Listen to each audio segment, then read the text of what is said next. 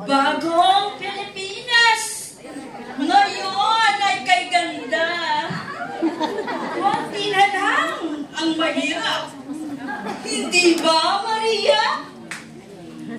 Isn't it amazing? Bayang-bayang! Ang galing-galing!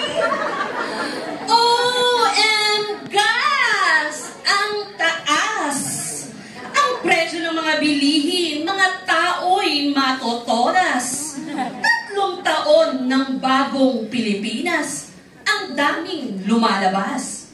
Paano nga walang trabaho, sahod sa Pinas, binabarat ng todo?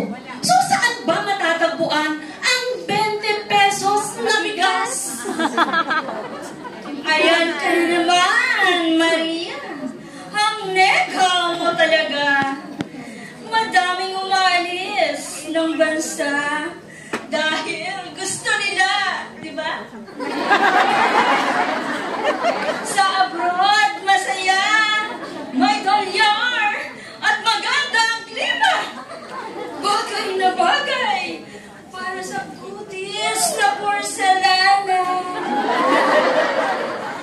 Labor export program ng gobyerno ay maganda. Madaming trabaho sa labas. Dolyares ang kita. Sagot sa kahirapan. Basta masipag ka. Ang hirap kasi sa'yo. Puro sa gobyerno ang asa. Kung sa sipag at sipag lang naman, Pilipino ay #1. Yes!